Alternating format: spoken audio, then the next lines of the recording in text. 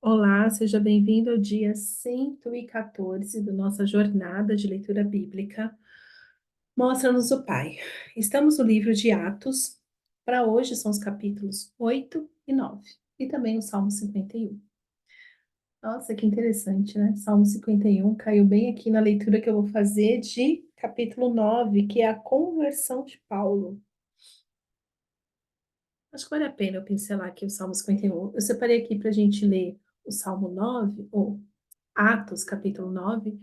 Mas é importante também falar do Salmo 51. O Salmo 51 é o salmo que Davi escreve quando ele é repreendido por ter ali, né, adulterado com Batseba e ter matado Urias. E ali Davi rasga o coração e se arrepende. E tem um dos versos mais lindos que eu tenho ele assim sempre nas minhas orações de renova em mim, ó Deus, um espírito reto. Cria em mim, ó Deus, um coração puro e renova dentro de mim um espírito reto. Essa é a minha oração constante, sabe? Porque às vezes eu faço umas coisas que eu fico, esse coração tá sujinho, sujinho. As crianças a gente fala, né? Coração sujo. E a criança, não, meu coração tá limpinho, né? Quando a criança faz alguma coisa, né? Fala, esse coração tá sujinho, né? Sujo pelo pecado.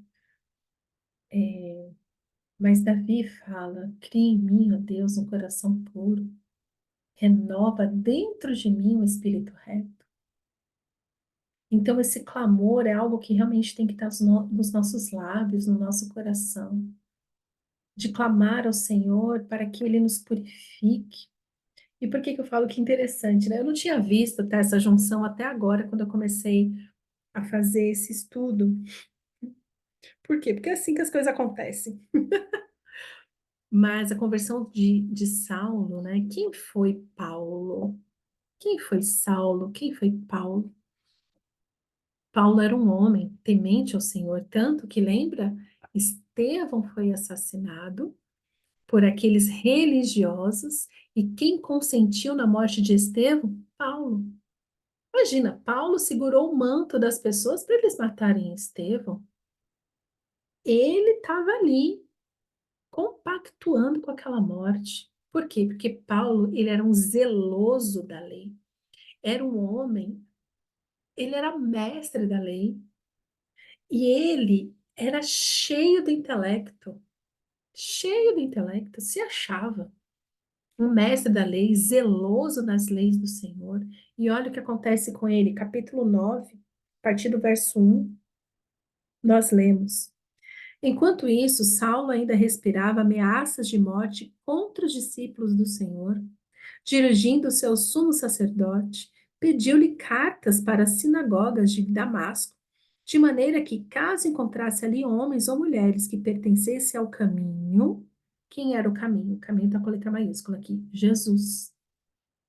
Os crentes, os discípulos de Jesus, eram conhecidos como os do caminho, né? Esse C maiúsculos do caminho. Que quiser, são os do caminho, porque Jesus é o caminho, a verdade e a vida.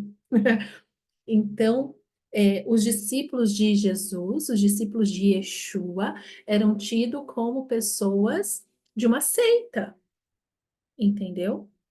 Então, Paulo estava aqui, ó, querendo matar todo mundo, querendo prender todo mundo, e essa era a missão dele, porque ele era o quê? Um grande zeloso da lei. Ele ainda não tinha entendido Jesus, ele ainda não tinha Jesus como Messias. Ele era dessa galera aí que achava que Jesus era só mais um no meio da multidão. Verso 3. Em sua viagem, quando se aproximava de Damasco, de repente brilhou ao seu redor uma luz vinda do céu. Ele caiu por terra e ouviu uma voz que lhe dizia: Saulo, Saulo, por que você me persegue? Eu acho tão maravilhoso isso, essa pessoalidade de Jesus. Quando você está agindo em nome de Deus, quando você está apenas tendo sua vida de discípulo de Jesus, quando alguém faz algo contra você, é como se estivesse fazendo contra Jesus. Jesus pega para ele e fala assim: por que que você está me perseguindo? Jesus poderia ter dito: por que que você está perseguindo aqueles que me amam? Por que que você está perseguindo os meus discípulos? Mas não, Jesus falou assim: Saulo, por que você está me perseguindo? Olha que lindo isso. Eu amo que com Deus tudo é pessoal. Deus leva tudo para o pessoal. Quando você é temente ao Senhor, quando você ama o Senhor, alguém faz alguma coisa contra você, Deus se levanta e diz: a vingança é minha. E agora Jesus faz isso com Paulo. Paulo, por que que você está me perseguindo? Paulo ali, ó, imagina, ele com a mão cheia de cartas, atrás dos discípulos de Jesus, e de repente ouve uma voz: por que você está me perseguindo? Ele fala: ué, ué. Aí continua, né? Saulo perguntou: quem és tu, Senhor? Ele respondeu: eu sou Jesus, a quem você persegue. Levante-se e entre na cidade. Alguém dirá o que você deve fazer. Imagina.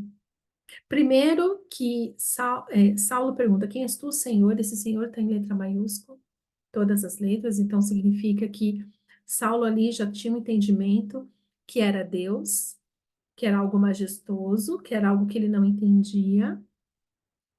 E Jesus responde: eu sou Jesus a quem você persegue.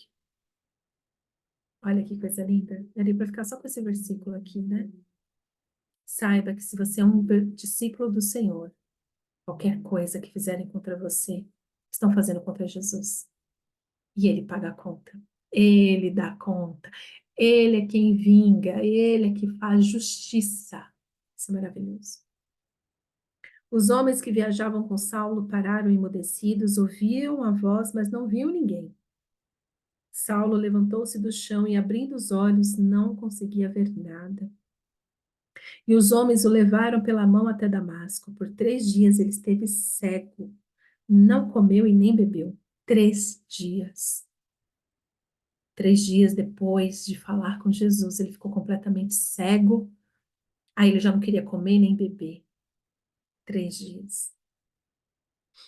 Em Damasco havia um discípulo chamado Ananias. Olha outro Ananias aqui, mas esse aqui era um homem de Deus. O Senhor o chamou numa visão: Ananias. Ai, gente, eu queria tanto ter essa visão com o Senhor. Nunca tive, não. Já tive algumas experiências com o Senhor, mas não desse jeito. O Senhor o chamou numa visão: Ananias. Imagina que extraordinário. O Senhor te chamar pelo teu nome e você responder assim, ó: eis-me aqui, Senhor, respondeu ele. Ai, meu Deus, eu quero ter essa experiência. O Senhor lhe disse: vá à casa de Judas, na rua chamada. Olha que lindo. Vá na casa de Judas, na rua chamada direita, e pergunte por um homem de Tarso chamado Saulo. Ele está orando. Numa visão, viu um homem chamado Ananias chegar e impor-lhe as mãos para que voltasse a ver. Respondeu Ananias: Senhor, tenho ouvido muita coisa a respeito desse homem, de todo o mal que ele tem feito aos teus santos em Jerusalém. Ele chegou aqui com autorização dos chefes dos sacerdotes para prender todos os que invocam teu nome. Mas o Senhor disse a Ananias: vá. Este homem é meu instrumento escolhido para levar o meu nome perante os gentios e seus reis e perante o povo de Israel. Mostrarei a ele quanto deve sofrer pelo meu nome. Então Ananias foi. Imagina Ananias pensando: esse cara vai me matar. Mas é Deus que está mandando, querido. Essa é a diferença quando Deus manda. Tu obedece, porque ele já deu conta do passo a passo e vai te proteger durante o caminho. Deus não mandaria Ananias lá se Paulo fosse prendê-lo. Não.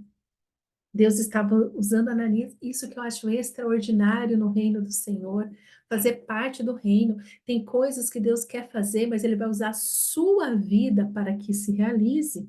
Veja, Jesus, de uma maneira sobrenatural, apareceu a Paulo, mas agora precisava que Ananias obedecesse a Deus para que se cumprisse aquilo que Deus queria fazer na vida de Paulo. Não é extraordinário? Eu acho isso extraordinário.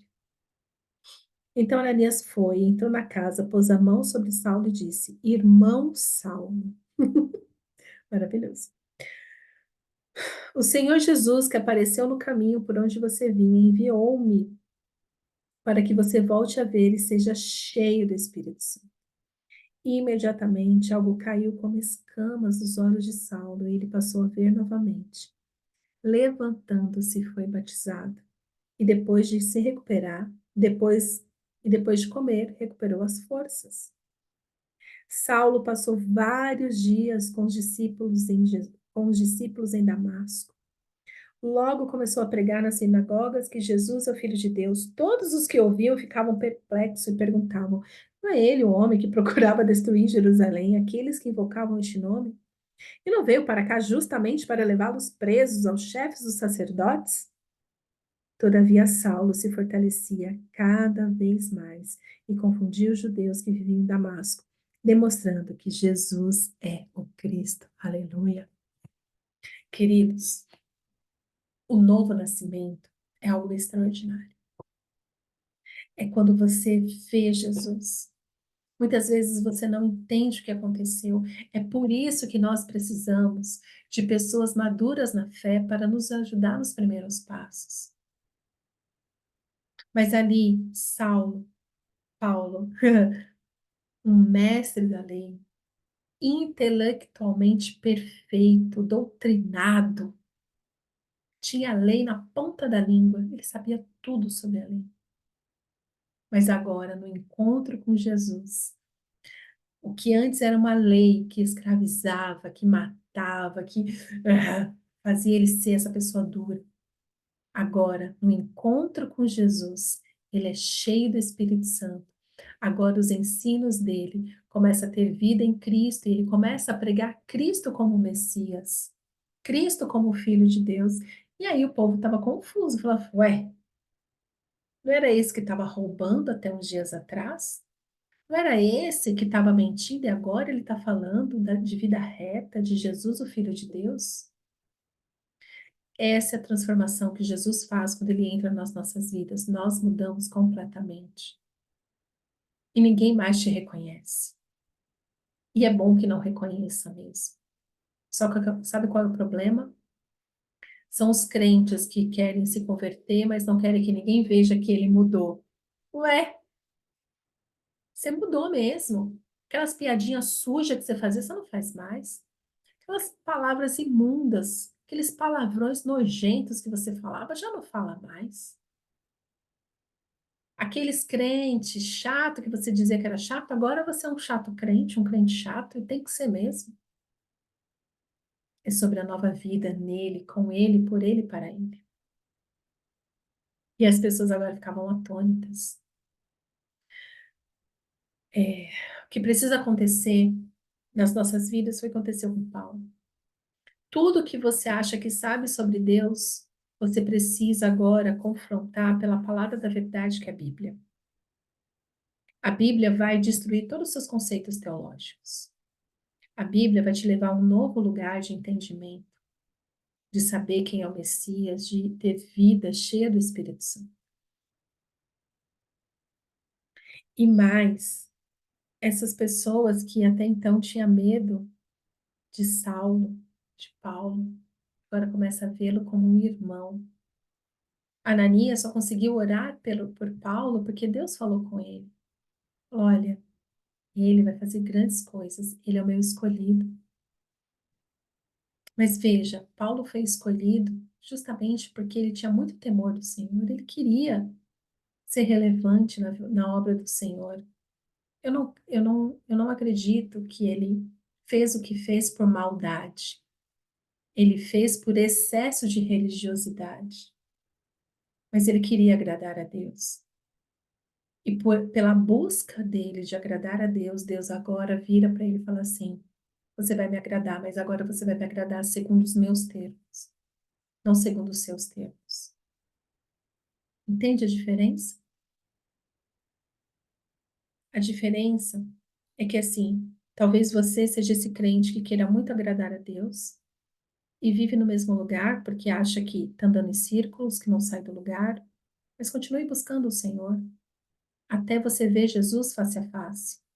E ali, quando você vê Jesus face a face, tudo vai mudar e vai mudar para melhor. O Senhor se revela àqueles que o buscam. Por que eu falo isso de Paulo? Porque Deus diz: buscar-me-eis e me encontrareis quando me buscares de todo o coração. Paulo até então tinha certeza que perseguir os discípulos de Jesus era algo que Deus aprovava, porque ele estava cheio de religião, de lei. Mas quando ele viu Jesus, tudo mudou. Agora, as orações dele foram respondidas de uma maneira extraordinária. Ele viu Jesus e Jesus fala: Paulo, para, você está me perseguindo. E acho que está me agradando, me perseguindo. Não, você está me perseguindo. Por que que você acha que ele ficou sem comer e sem beber? De arrependimento, de dor. Mas agora Deus chama Ananias e fala assim: Ananias, vai lá abençoar Paulo. Ele vai agora, vai saber sim o que é sofrer pelo meu nome. Agora sim que ele viu Jesus, ele é meu filho, ele é meu escolhido, porque ele estava buscando isso, ele sempre buscou isso. Não é uma coisa do nada, não, tá?